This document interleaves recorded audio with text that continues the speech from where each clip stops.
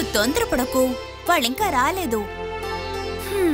అమ్మాయిలు పెళ్లి చేసుకోవడానికి ఇంక మీదట అబ్బాయిల ఇంటికి వెళ్ళి మేల్ వ్యూయింగ్ సెరమనీయే ఇంకా చెయ్యాలి. అయితే అందుకేనా నువ్వు మీ అమ్మా నాన్నతో మా అన్నయ్యని చూడడానికి ఇక్కడికి వచ్చింది? దానికి ముందే నువ్వు అబ్బాయిని చూపించేసావు కదా. బాగా టెన్షన్గా ఉన్నట్టున్నావు. లేదు. ఒప్పుకోమ్మా, నీ ముఖం చూస్తేనే తెలుస్తోంది. నువ్వు అసలు ప్రేమిస్తే ఏమవుతుంది? ఇలాగ పరిచయం లేని ఒకరి ముందు ఇలా ఎక్స్పెక్ట్ చేసి నుంచో అక్కర్లేదు కదా. ఇది చాలా బోర్ కదా. ఈ లవ్ మ్యారేజ్లే బోర్ అని నాకు అనిపిస్తోంది. ఎందుకలా? మనకున్న ఒక సైడ్ ని పూర్తిగా దాచిపెట్టి మంచి మాత్రమే చూపించి మిగతా వాళ్ళని ఇష్టపడేలా చేసేదే కదది. అది పెళ్ళైన తర్వాత మనం దాచిన ఇంకొక సైడ్ కొద్ది కొద్దిగా బయటకొచ్చి లైఫ్ పార్ట్నర్ కి పూర్తిగా తెలిసిపోతుంది. అదే కదా చెమ్మేలి బోర్ అంటే. ఇది అలా కాదు. మనకసలు పరిచయం లేని మనిషి, ఆయన అలవాట్లేంటి, ఆయనకేమేమి ఇష్టం ఏమీ తెలియకుండా ఆయన జీవితంలోకి వెళ్తున్నాం. ఇష్టంతోనే ముందడుగు వేస్తున్నాం. ఆయన గురించి తెలుసుకుంటున్నాం. అర్థం చేసుకునే ఆ థ్రిల్ లవ్ మ్యారేజ్ లో దొరకదు. కరెక్టే కదా?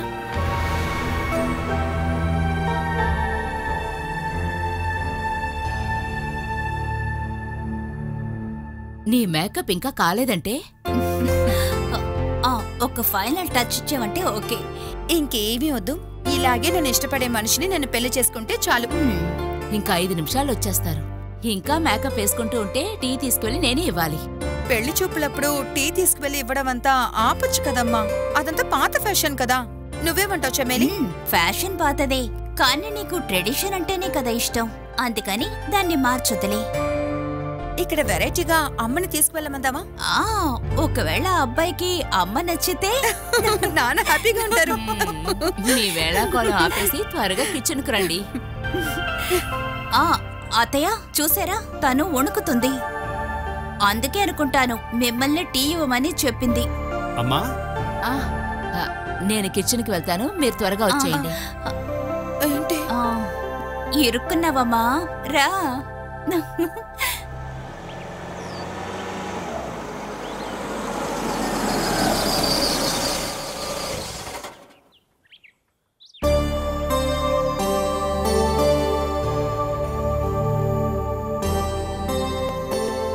శారదా, వాళ్ళు వచ్చారు.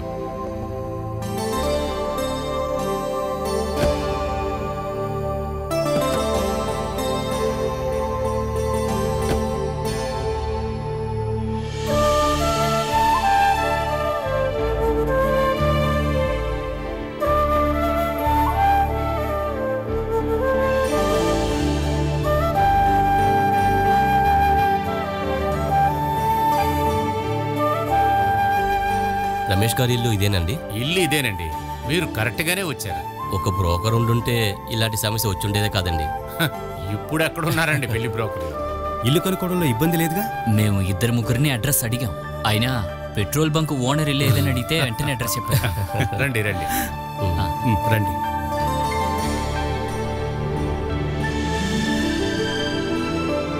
అలా కూర్చోండి.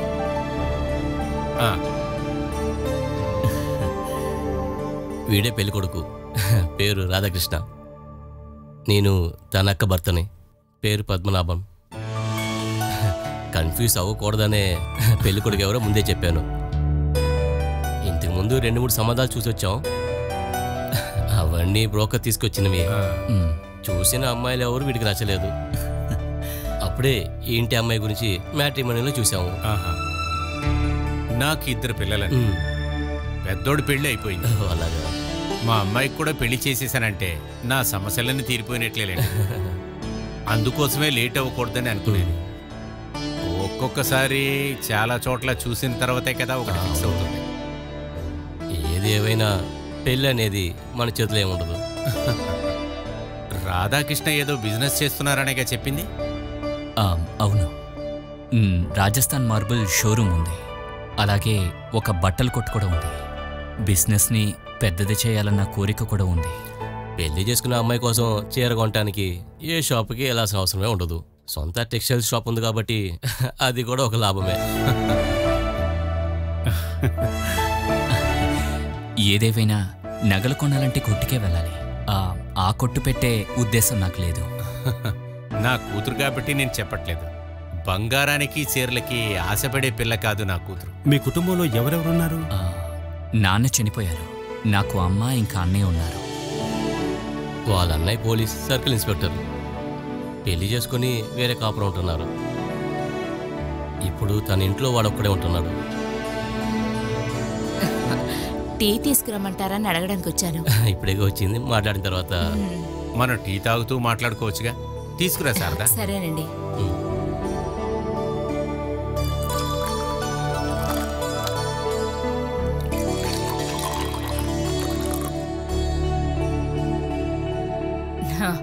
నిన్నేదో బంధించి తీసుకెళ్లేలా ఉంది నిన్ను చూస్తుంటే. ఊరికే ఉండమ్మా, ఆయన్ని కలవడానికి ప్రిపేర్ అవుతున్నానమ్మా. ప్రిపరేషనా? యుద్ధానికి వెళ్తున్నావా? నేను చూడడానికి వచ్చిన అబ్బాయి పేరు తెలిసింది, రాధాకృష్ణ నాయుడు. పేరు వింటుంటే నాన్న వయసు ఉంటుందేమో అనిపిస్తుంది.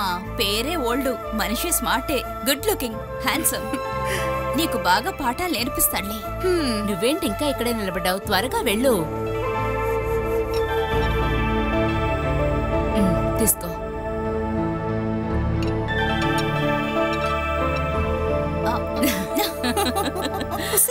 మరి ఇంతలా నవ్వుతావేంటి? వాళ్ళకి వినిపిస్తుందేమో. ఇన్ని రోజులు నువ్వెంతో ధైర్యంగా ఉన్నావు కదా, ఆ ధైర్యం అంతా ఏమైంది? కొంతమంది ఎప్పుడు ఇంతే.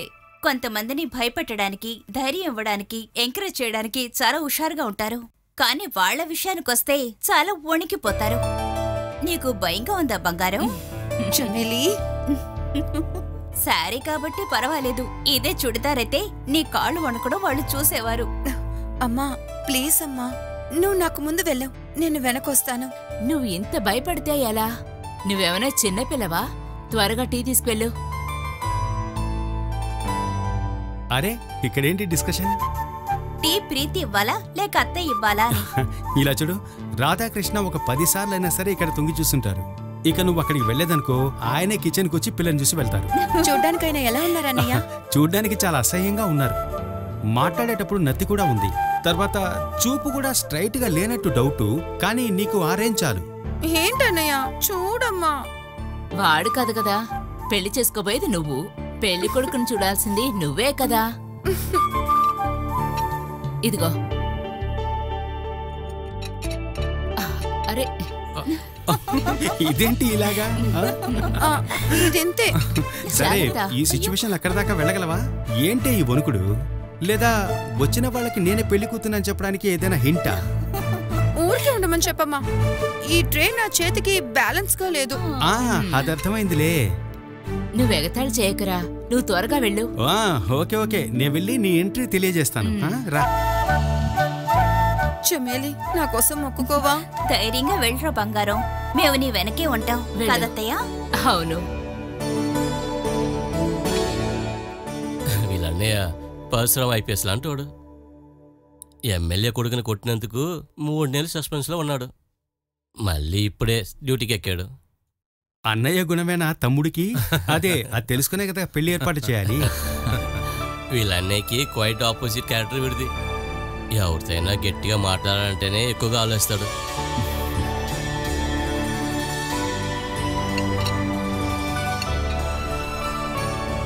ఇలా చూడమ్మా, నువ్వు ఫ్యూచర్లో ఎప్పుడూ టీ వేసి ఇవ్వాల్సిన మనిషే ఇక్కడ కూర్చున్నాడు. మొదట ఆయనకివ్వు.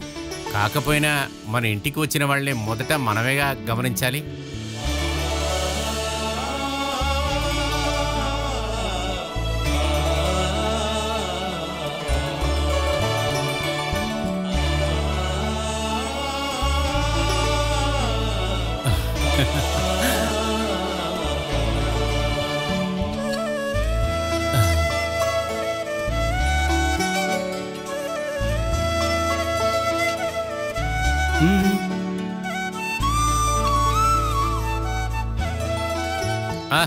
నువ్వు వెళ్ళిపోతావేంటమ్మా? ఇక్కడే ఉండమ్మా, నిన్ను సరిగ్గా చూసుకొని.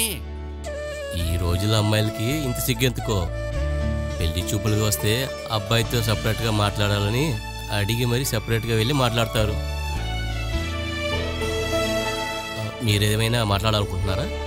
మరి ఉండదా? పద రా. మావయ్య ఈయన్ని కూడా మీరు పంపించండి. వెళ్ళండి, వెళ్ళిరండి. వెళ్ళరా. ఏమే చెమి, నన్ను వదిలి వెళ్ళకే. మిస్టర్ రాధాకృష్ణ ఇక్కడికొచ్చింది నిన్ను చూడ్డానికి, నన్ను చూడ్డానికి కాదు. అది తెలుసు. నువ్వు నాకు తోడుగా ఉంటే తప్పేం కాదు. నీకు సమస్య లేకపోవచ్చు, కానీ ఆయనకి సమస్య ఉండొచ్చు కదా. ఆయనేవి నిన్ను కురుక్కొని తినరలే. బాగా స్మార్ట్గా ఆయన అడిగిన వాటికి సమాధానాలు చెప్పు. వదలవే. అదిగో వెళ్ళి మాట్లాడండి.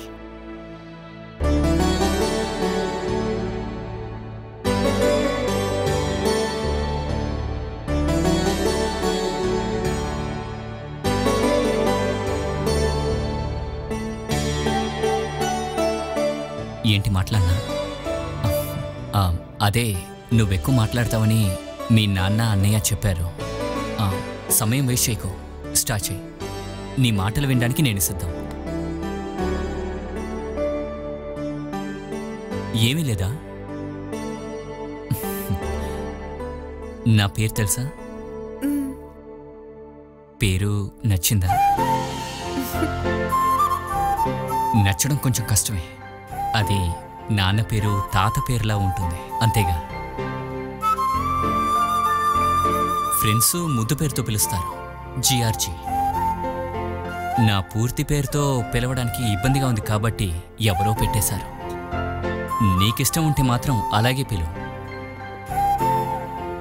మనం పెళ్లి చేసుకున్నా పెళ్లి చేసుకోకపోయినా స్నేహితులుగా ఉందాం. అందుకే ఫ్రెండ్స్ ఏ పేరుతో పిలుస్తారో ఆ పేరు చెప్పాను. నువ్వు డిగ్రీ పాస్ అయ్యావని నాన్నగారు చెప్పారు. ఇంతకీ ఏ సబ్జెక్టు? కామర్స్. ఉద్యోగానికి ట్రై చేయలేదా? ఇష్టం లేక, లేదంటే? ఇది చాలా కష్టం ప్రీతి. ఎక్కువ మాట్లాడకపోయినా కొంచెమైనా మాట్లాడచ్చుగా. అడగడానికి అసలు ఏమీ లేదా? అయితే నేనంటే నీకు ఇష్టం లేదన్నమాట. లేకపోతే నాతో మాట్లాడడానికి ఒక్క విషయం కూడా ఉండకపోదా? ఇష్టం లేదంటే నువ్విప్పుడే చెప్పేశాయి.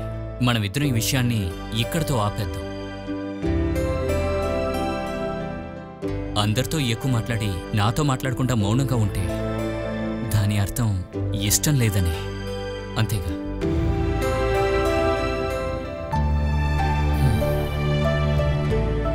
చాలా నచ్చినందువల్లే.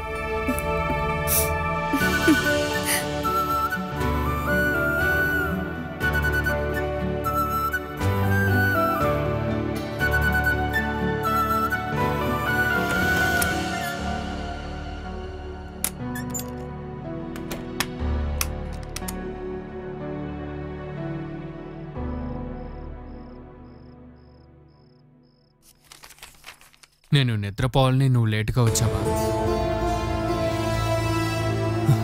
నాకు నిద్ర రాలేదని బుక్ చదువుతూ ఉన్నాను. బుక్ మంచి అలవాటే. మంచి అలవాటు ఎలా సృష్టించుకోవాలని బుక్లో చదివాను. అందుకు బుక్ చదివితే మాత్రం సరిపోదు. మిగతా వాళ్ళు ఇష్టపడే విషయాలు మాత్రమే ఇకపై చేస్తారని డిసైడ్ అవ్వాలి. అలా డిసైడ్ అయ్యాను కాబట్టే కదా ఇదంతా చదువుతున్నాను. నేను ఒక విషయం చెప్పనా? చెప్పండి. వినడం మాత్రమే కదా నా డ్యూటీ. మనం రేపు ఇంటి వరకు వెళ్ళొద్దామా? ఎవరింటికండి? నీ ఇంటికైనే. 3 రోజుల తర్వాత నేను ఎలాగో ఊరికెళ్ళాలి కదా. అంతకుముందు మనం అక్కడికి వెళ్ళేసి వచ్చేద్దాం. వెళ్ళడానికి ఏమిటి అడ్డు? బాలా కూడా నాతో పాటు రావాలి. నాకిష్టం లేదండి.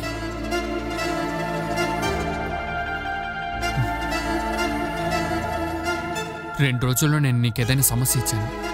ఆ విషయం వాళ్ళకి తెలియాలి, అంతేగా? 2 రోజులుగా నా వైపు నుండి ఎలాంటి సమస్యలు నేను చెయ్యనందుకు కారణం ఏంటంటే నేను పర్ఫెక్ట్గా ఉన్నానని. లేదని నేను చెప్పలేదు, కానీ ఇంటికి ఇప్పుడు వెళ్ళడం నాకిష్టం లేదు. వెళ్ళాలి. పోయినసారి నేను అక్కడికి వచ్చినప్పుడు నేను చేసిన సమస్యలన్నిటికీ నేను క్షమాపణ అడగాలి. అలా చేస్తే వాళ్ళకి మీ మీద ఉన్న కోపం అంతా తగ్గిపోతుందా చెప్పండి? వాళ్ళ కోపం తగ్గుతుందా లేదా నాకు తెలీదు. నా వల్ల వాళ్ళకి ఏర్పడిన కష్టాలకి నేను అడిగే క్షమాపణకి నాకు కాస్త సంతోషంగా ఉంటుంది. అందుకే నేను వెళ్ళాలని చెప్తున్నా. అది నువ్వు కూడా అక్కడ ఉండాలని నా కోరిక. రేపు మన ఇద్దరం కలిసి నేను ఇంటికి వెళ్తున్నాం. అక్కడికి మాత్రం కాదు, నా వల్ల నీకు ఎక్కడెక్కడంతా కష్టం కలిగిందో, ఎక్కడెక్కడంతా నీ మనశ్శాంతి పోయిందో అక్కడికంతా వెళ్దాం. నా మనసులో నుండి చేసిన తప్పులన్నిటికీ నా మనసుతోనే క్షమాపణ అడుగుతాను బాల. నా సంతోషం కోసం నా భర్త ఎవరి ముందు తలంచుకోవాల్సిన అవసరం లేదు. నీ మనసులో నాకంటూ ఒక చోటు ఉందంటే ఈ విషయాన్ని నువ్వు ఒప్పుకోవాలి. ఇంక నేను దేనికి నేను ఇబ్బంది పెట్టను. నువ్వు ఒప్పుకుంటున్నావని నేను అనుకోవచ్చా? ఇవాళ రాత్రి అయిపోతేనేగా రేపు. లేస్తామో లేదో అని రేపే కదా తెలుస్తుంది. అందువల్ల రేపు గురించి రేపు ఆలోచిద్దాం. నా మనసులో కొద్ది రోజుల నుంచి రేపు అనేదే లేదు. ఈ బెడ్ శ్మశానంలాగా అనుకునే రోజు నిద్రపోయేది. నిద్రపోయి లేచాక ఈ విషయం గురించి ఆలోచిద్దాం.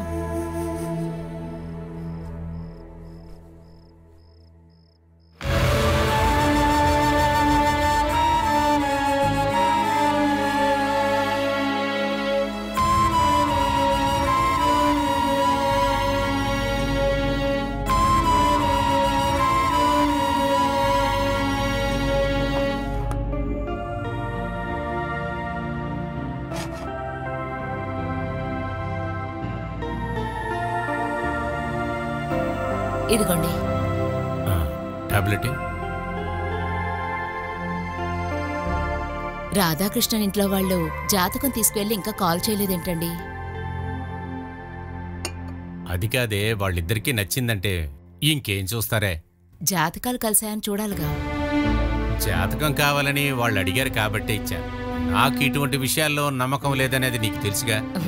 అందుకేగా మనం కన్న కొడుకు విషయంలో అలా జరిగింది. ఆ అమ్మాయి జాతకం తీసుకున్నామే గాని అవి కలిసాయా లేదా అని మీరు చూసారా అసలు?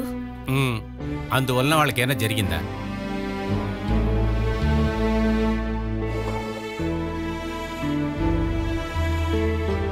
వాడికి చమ్మేలికి మధ్య ఏదో గొడవ జరుగుతోంది. అసలు గొడవేంటి? ఏంటో తెలీదు. కొన్నిసార్లు వాళ్ళ రూమ్లో నుండి పెద్ద పెద్ద మాటలు వినిపిస్తున్నాయి. గట్టిగా శబ్దం రావటమే ప్రాబ్లం అంటావా? అలా చూసుకుంటే నేను కూడా నిన్ను గట్టిగా అరుస్తూ ఉంటా కదా. ఊరికే అరుస్తానుగా. అలా చూసుకుంటే మన ఇద్దరు ఏమైనా గొడవలు ఉన్నాయని అరుచుకుంటావా? ఇది అలాంటిది కాదండి. మన ముందు మాత్రమే సంతోషంగా ఉన్నట్టు నటిస్తున్నాడు. వాళ్ళ భార్యాభర్తలిద్దరూ అంత సంతోషంగా ఉన్నట్టు నాకు అనిపించడం లేదు.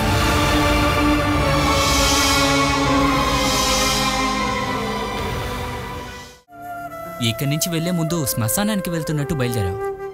ఈ 3 రోజుల్లో నీకేదైనా జరిగిందా? కాస్త నవ్వచ్చు కదా నాన్న, హ్యాపీగా ఉండు. నాకింక బతకడానికి 5 రోజులు మాత్రమే ఉందంటే నేను సంతోషంగా ఉంటాను. ఆడుకుంటూ నవ్వుకుంటూ మీతో పాటు ఇక్కడే ఉండేదాన్ని. కానీ దేవుడిచ్చిన ఆయుష్ వరకు నేను జీవించేగా తీరాలి. నువ్వు లేనిపోనివన్నీ నీ నెత్తికెక్కించుకోకు. తన ఇష్టానికి బతికి దారి తప్పిన వాడే వేణు. అది అర్థం చేసుకుని భార్య పిల్లలు అలా అనుకుని తిరిగి వచ్చే అతన్ని దయచేసి నువ్వు పాత మార్గంలోకి నెట్టేకు. 3 రోజుల నడవడిక చూసి నీకు అంతా అర్థమయ్యిందా? ఇప్పుడు నాన్నతో మాట్లాడుతున్న మనిషే కదా. సొంత కొడుకులా ప్రేమగా మర్యాదగా అమ్మతో మాట్లాడిన అదే మనిషే 2 నెలల క్రితం ఈ ఇంట్లోనే అమ్మా నాన్నల్ని మాటలన్నాడు.